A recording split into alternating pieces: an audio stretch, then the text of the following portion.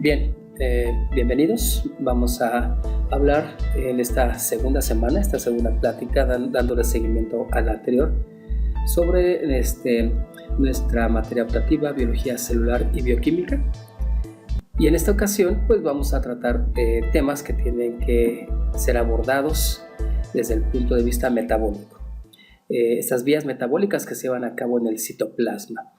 Dentro de los objetivos de esta semana es analizar la estructura y características generales del citoplasma y las vías metabólicas como la glucólisis y la gluconeogénesis.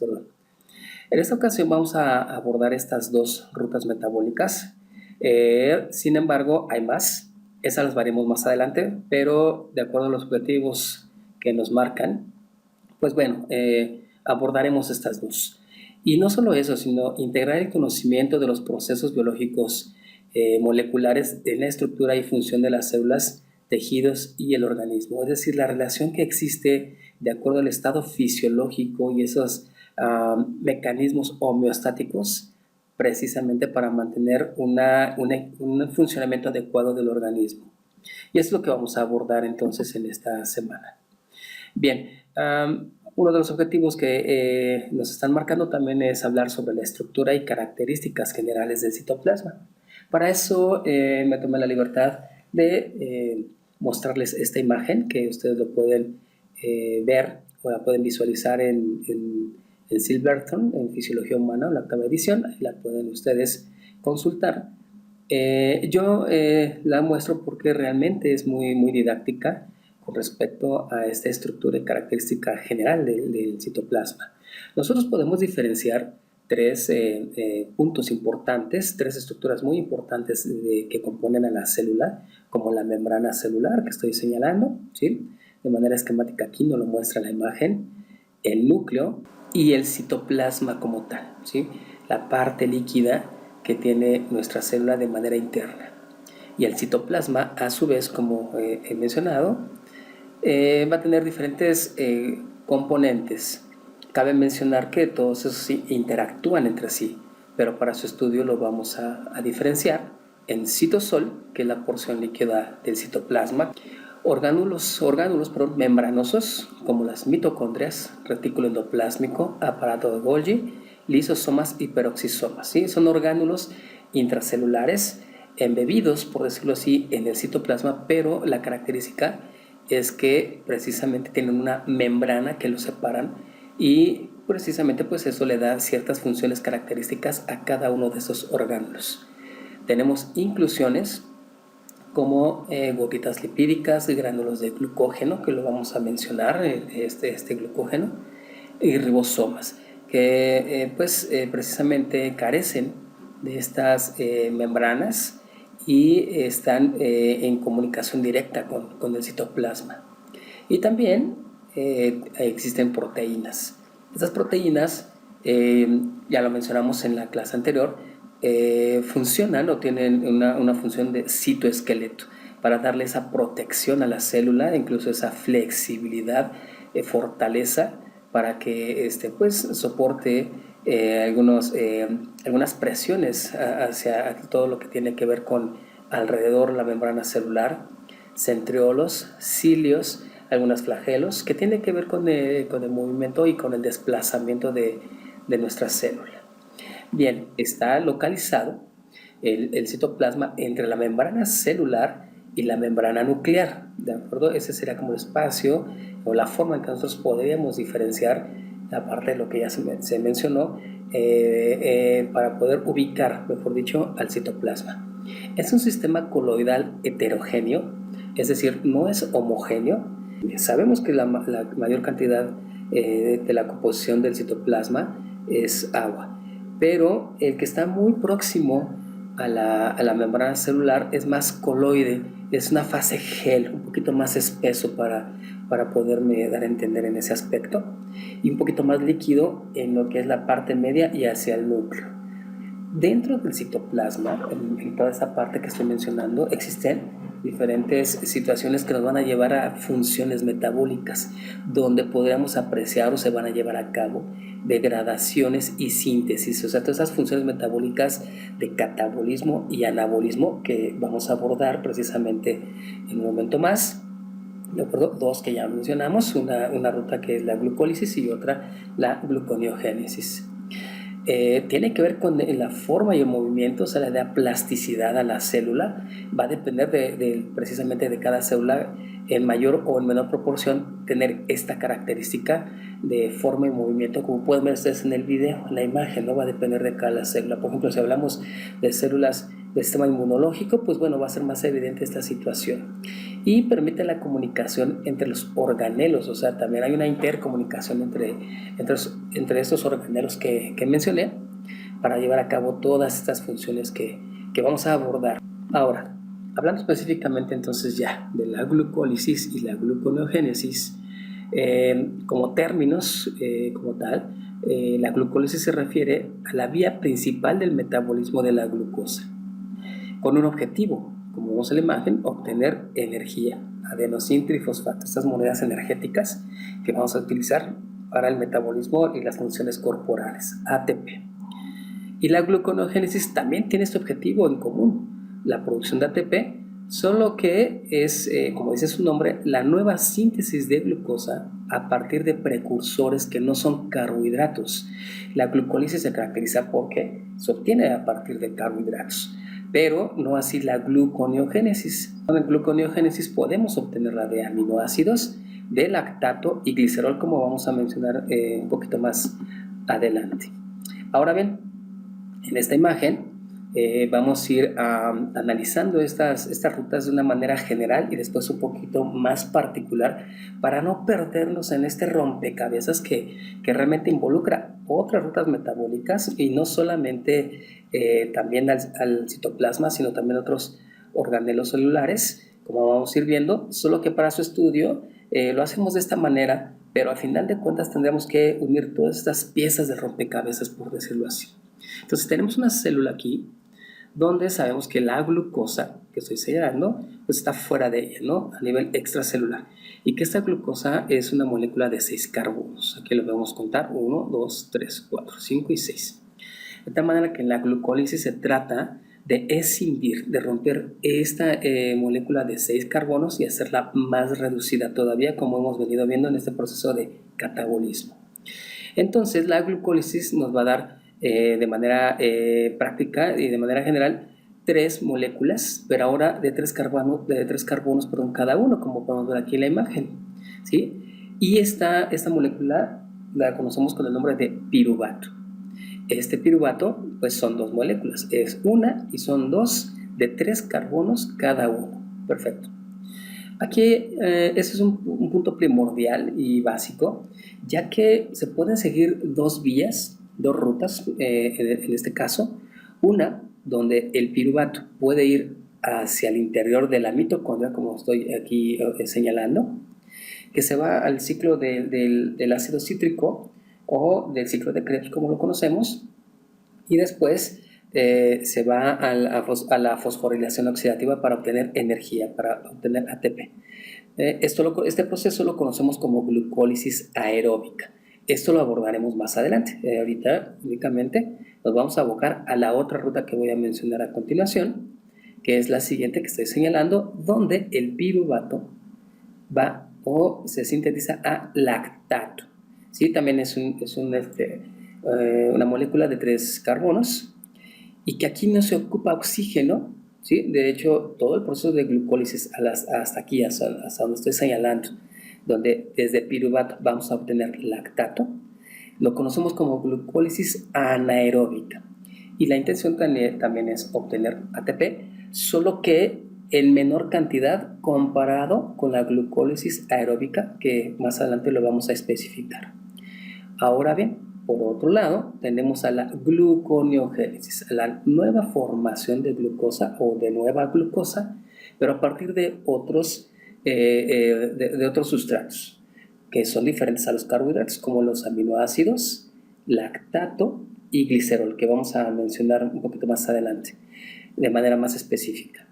De tal manera que estos procesos sí se pueden llevar a cabo en el citoplasma, pero comparten dentro de su ruta precisamente con la mitocondria estos procesos para poder obtener glucosa, ¿sí? Y esta glucosa a su vez sale de nuestra célula y entonces se puede ir a la vía que he mencionado anteriormente de la glucólisis, que estoy señalando aquí con el cursor, y puede obtener las dos vías dependiendo de las condiciones o de la demanda fisiológica que nuestro cuerpo nos esté demandando en ese aspecto. Entonces, bueno, eso sería cómo nosotros podemos enlazar esos dos procesos. Sin embargo, vamos a encontrarnos con más, pero bueno, vamos a irlos estudiando de manera paulatina. Perfecto.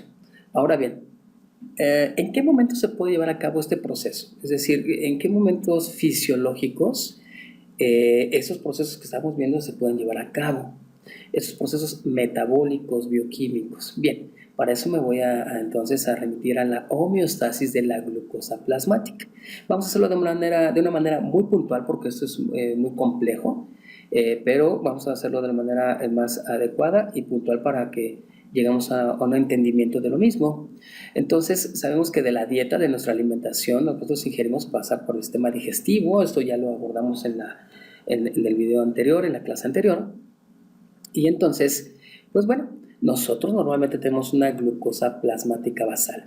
Lo normal es que esté entre 70 y 110 miligramos por decilitro. Una vez que nosotros ingerimos alimento, pues esta glucosa plasmática se incrementa, ¿sí? Lo que va a generar una respuesta del organismo. Normalmente nuestro cerebro pues está ocupando la glucosa que nosotros estamos ingiriendo, pero hay órganos que requieren de un estímulo diferente para poder captar esa glucosa que está entrando a nuestro organismo. Bien, por eso aquí estamos señalando entonces al páncreas, un órgano importantísimo en este aspecto, ¿de acuerdo? Que a través de la secreción de insulina, una hormona secretada por el páncreas, va a estimular a órganos insulinodependientes o insulinorequirientes, como lo es el músculo estriado, el tejido adiposo y el hígado. ¿Qué es lo que va a suceder? Bien, por un lado, entonces, como estamos viendo en la imagen, va a generar el aumento de la captación de glucosa, síntesis de glucógeno y síntesis de proteínas. En el caso del tejido adiposo, va a aumentar la captación también de glucosa, lipogenia, ¿sí? Y va a disminuir la lipólisis. Y en el hígado disminuye la gluconeogenia, términos que como ustedes ven vamos a estar abordando, ¿sí? Va a aumentar la síntesis de glucógeno y la lipogénesis. Esto es a nivel del hígado. Entonces, en diferentes órganos va a tener diferentes efectos la insulina, pero el factor común es el aumento de la captación de glucosa. Ahora bien, cuando esto sucede, entonces los niveles de glucosa empiezan a normalizarse porque se está absorbiendo en los tejidos que he mencionado. De tal manera que fisiológicamente o lo adecuado es que tengamos una normoglicemia y que volvamos a estar en estos datos basales de glucosa plasmática entre 70 y 110. Ahora bien, hay situaciones donde la glucosa plasmática puede disminuir, como estoy señalando aquí. Cuando esto sucede, empieza a haber una respuesta precisamente para el aumento de glucosa nuevamente en la sangre. Solo que sea por otros mecanismos diferentes al que he mencionado, que tiene que ver con la alimentación. En situaciones, por ejemplo, de ayuno, precisamente, donde no ingerimos alimento, ¿sí? O en periodos de inanición, ¿sí? Donde precisamente no está ingresando alimento a nuestro organismo y que éste se convierta en glucosa, esto va a provocar una respuesta del páncreas a través de otra hormona, que es el glucagón. Y este glucagón va a estimular la glucogenólisis y la gluconeogénesis, dos términos que hemos estado mencionando, sobre todo más la gluconeogénesis, que es la obtención y la síntesis de glucosa de otros sustratos que son diferentes, como comenté, a los carbohidratos, ¿sí? Que sobre todo puede llevarse, o quien se involucra aquí es mucho el hígado, también el músculo y los riñones. Pero también hay un término de glucogenólisis, donde se va a obtener glucosa a partir de glucógeno. Esa reserva energética que nosotros tenemos, esas cadenas de glucosas largas en forma agrupada, que entonces se forma un reservorio y conocemos como glucógeno precisamente para cuando tengamos esta situación.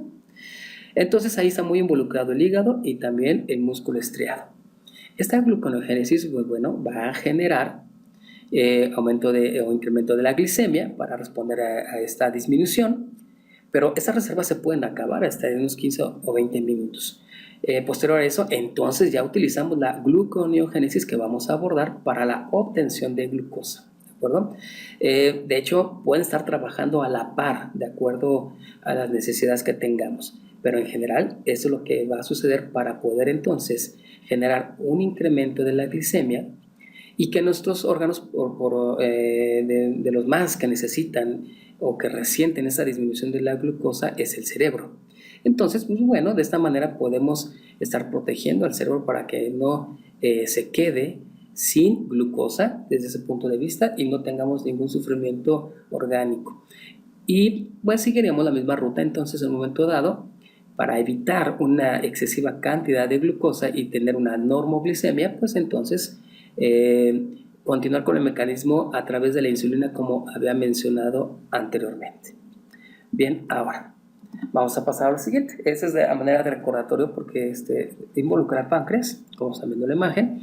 Y en el páncreas pues tenemos diferentes tipos de células, unas de ellas que tienen que ver con los islotes de Langerhans, de acuerdo, que estoy señalando, que vendría siendo el páncreas endocrino, y el páncreas exócrino, que tiene que ver con las células y conductos acinares que estoy señalando ahorita, que tienen que ver precisamente con el sistema digestivo. Desde este punto de vista, en las células que tienen que ver con el páncreas endocrino, o funciones endocrinas, mejor dicho, tenemos a las células alfa que secretan glucagón y, como mencionamos, va a estimular a la glucogenólisis, gluconeogénesis e inhibe la secreción de insulina. Y las células beta secretan insulina y ya vimos sus funciones. Es una hormona anabólica, ayuda a la absorción de la glucosa para que sea intracelular, síntesis de glucógeno, esta reserva energética, e inhibe la glucogenólisis y la gluconeogénesis. Y a las células delta, somatostatina, que en general es una hormona reguladora que inhibe a insulina y glucagón y mantiene un equilibrio en ese aspecto, o más bien una regulación adecuada dependiendo de las necesidades que tengamos. Esta imagen está modificada, la obtuve del Silverton de Fisiología Humana, octava edición, porque es muy representativa de lo que tiene que ver con la glucólisis. Habéis mencionado que entonces la glucosa, que es un compuesto de 6 carbonos, como podemos observar aquí, está fuera de la célula.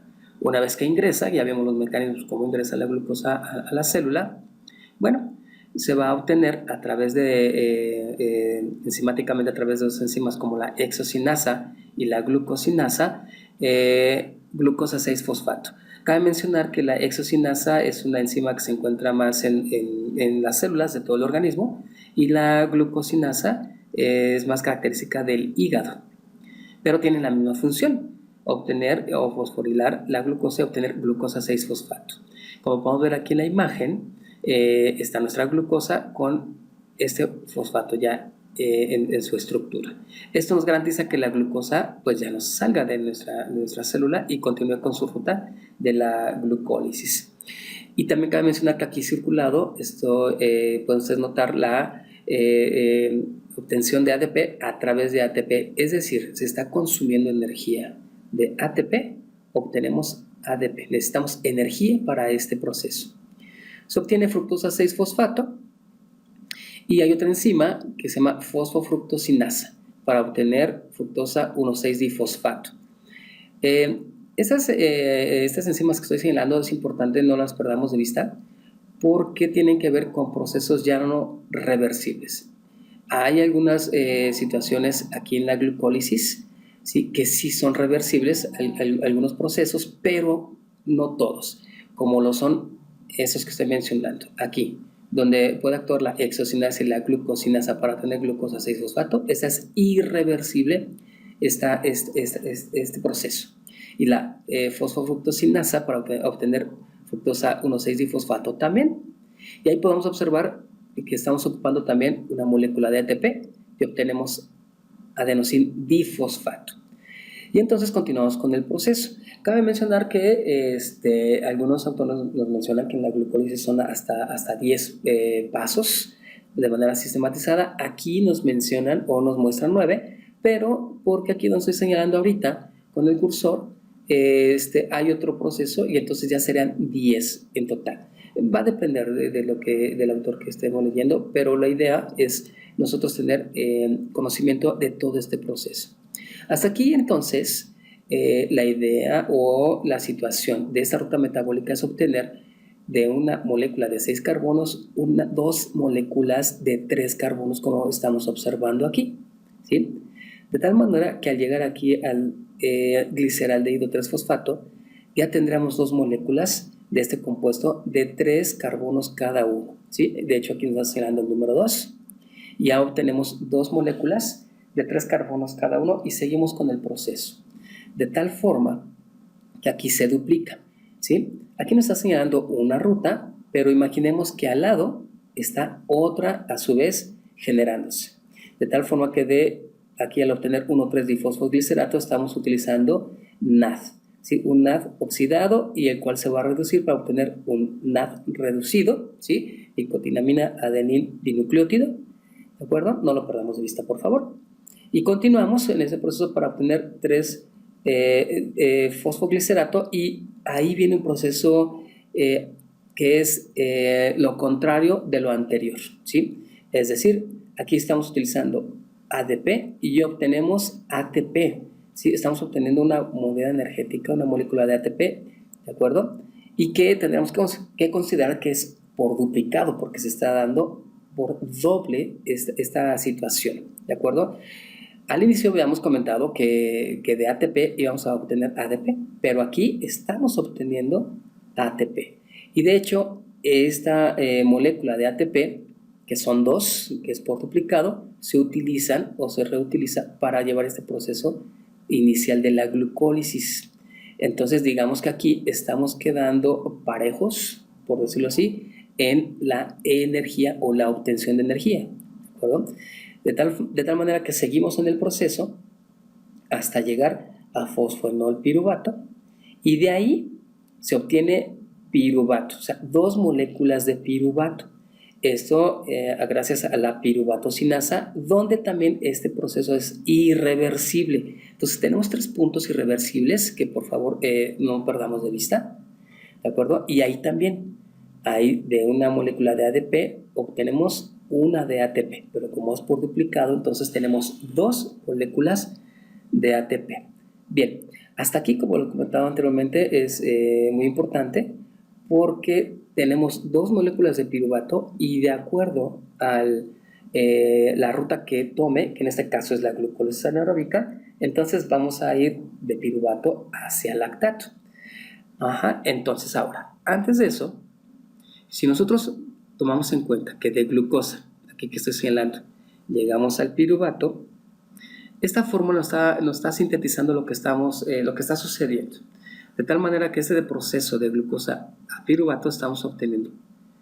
Aquí utilizamos glucosa, 2 moléculas de ADP, que son las que señalé anteriormente, más fosfato inorgánico, que es el que se libera precisamente de la hidrólisis del ATP, y 2 moléculas de NAD, que están aquí, ¿sí? Recuerda que aquí ya es por duplicado el proceso, ¿sí? De NAD, ¿sí? Que es oxidado. Para obtener, si seguimos en la ruta, 2 moléculas de piruvato, que están aquí abajo señaladas, estas 2 moléculas de piruvato, más 2 moléculas de ATP, que son estas últimas 2 que mencioné, que estoy señalando, y 2 moléculas de NAD reducido, que aquí están, más 2 moléculas de agua que también se obtienen en el proceso. Para obtener de piruvato a lactato, ¿sí? Se ocupa precisamente al NAD, ¿sí? Al NAD que había quedado, que se había producido aquí, ¿sí? Se ocupa para producir lactato, ¿sí? De piruvato a lactato. De tal manera que seguimos en esta situación, entonces, de forma definitiva, de glucosa hasta lactato, estaremos obteniendo nuestras 2 moléculas de lactato, ¿de acuerdo? Que es por duplicado, se ha comentado, 2 moléculas de ATP y 2 moléculas de agua. De tal manera que, a final de cuentas, de manera sintética resumida, obtenemos 2 moléculas de ATP en este proceso de la glucólisis anaeróbica. Bien, continuando con este proceso, habíamos mencionado que la gluconeogénesis tiene que ver con la obtención de glucosa para obtener energía, pero a través de otros sustratos que no son carbohidratos. Y para esto vamos a abordar o vamos a hablar sobre el ciclo de Cori o ciclo del ácido láctico. Y vamos a tener aquí en juego a 2 órganos importantes como es el hígado y el músculo, que les estoy mostrando en esta imagen, que está modificada de Harper, Bioquímica Ilustrada, ¿de acuerdo? Y bueno, aquí tenemos el hígado. Vamos a iniciar desde aquí. Sabemos que el hígado, como lo mencionamos anteriormente, tiene un reservorio de glucógeno, ¿de acuerdo? Y a través de la glucogenólisis, ¿de acuerdo?, podemos obtener glucosa 6-fosfato. Y a través de una enzima, que es la glucosa 6-fosfatasa, bueno, obtenemos glucosa y la glucosa puede salir a la circulación e ir a otros órganos que la requieran, que la necesitan. ¿Sí? Aquí estamos hablando de este punto de vista fisiológico donde el cuerpo requiere de este proceso. Bueno, entonces la glucosa viaja, en este caso puede ir al músculo, a otras células del organismo para obtener energía y bueno, entre esta glucosa, ¿no? Aquí en el caso del músculo obtenemos esta glucosa 6-fosfato a través de esa glucólisis que mencioné anteriormente. Y esta glucosa 6-fosfato en el músculo, así como también en el hígado, sintetiza a glucógeno para tener un reservorio energético, ¿sí? Glucógeno, igual que en el hígado.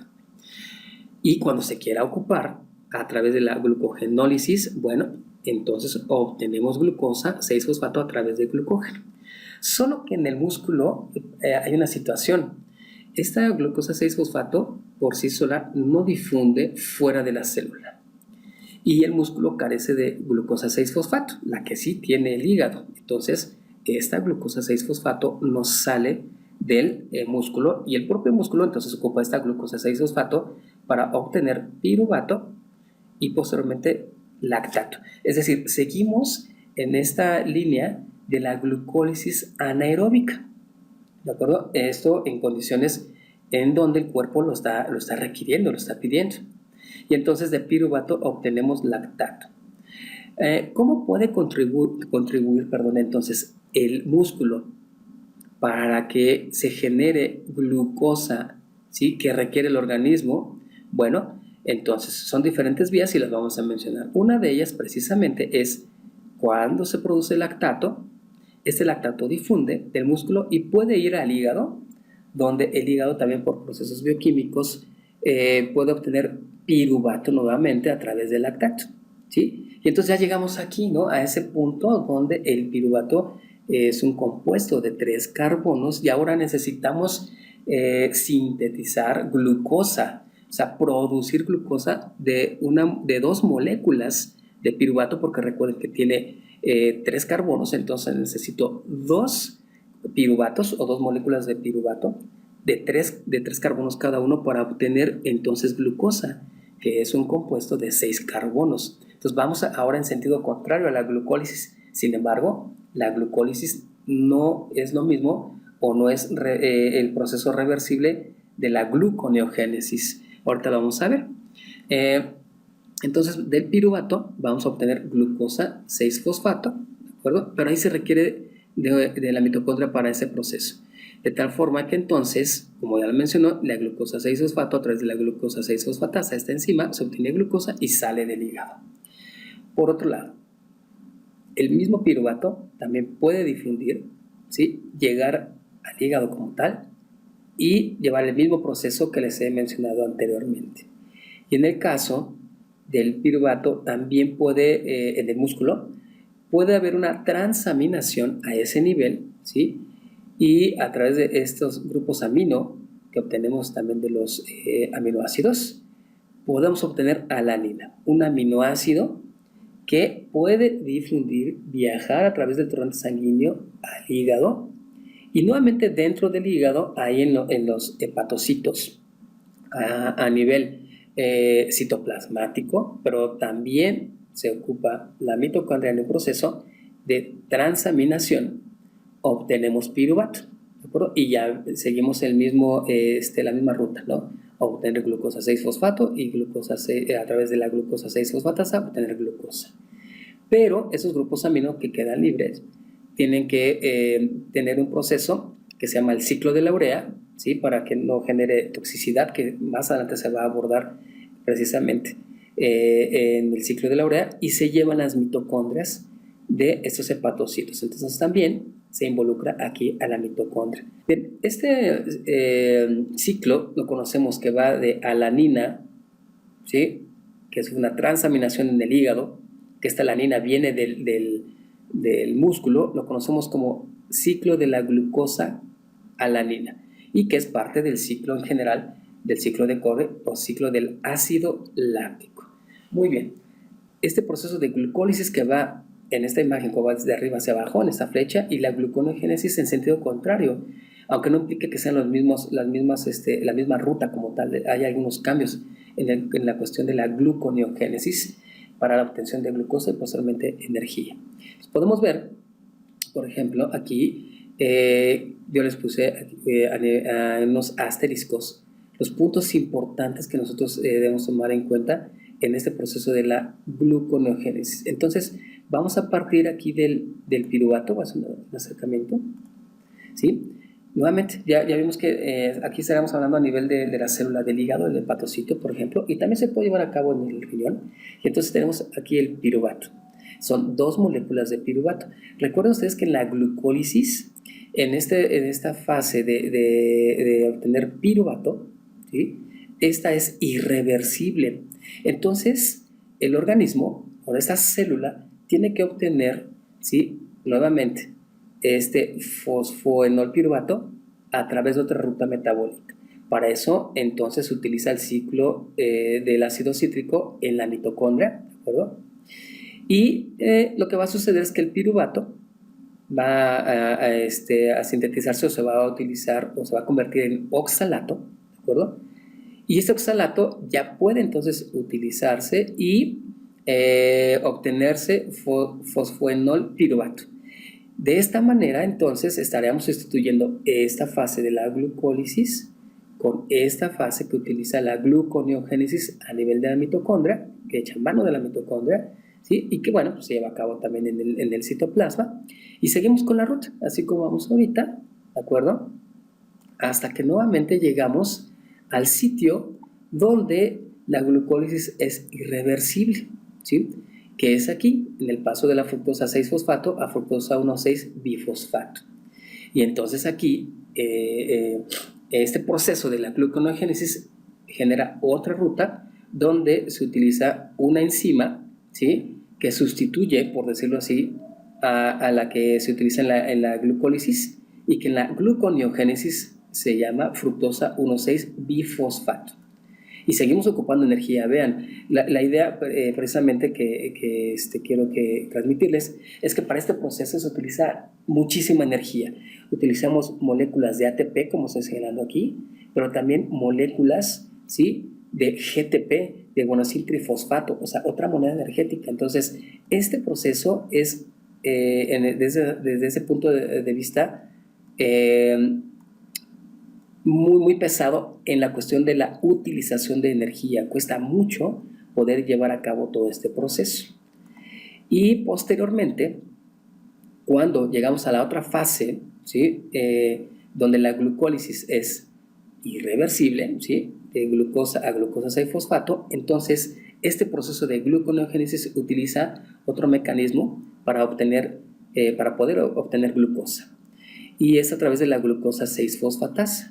Aquí se utiliza precisamente otro organelo celular muy importante, porque la glucosa 6-fosfatasa, esta enzima que se utiliza para poder obtener glucosa de la glucosa 6-fosfato, no está en el citosol, se encuentra en la membrana del retículo endoplásmico.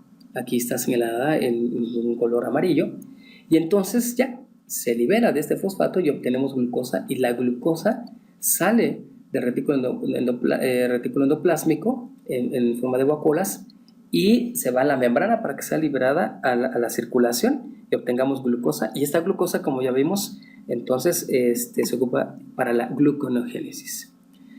Con lo que respecta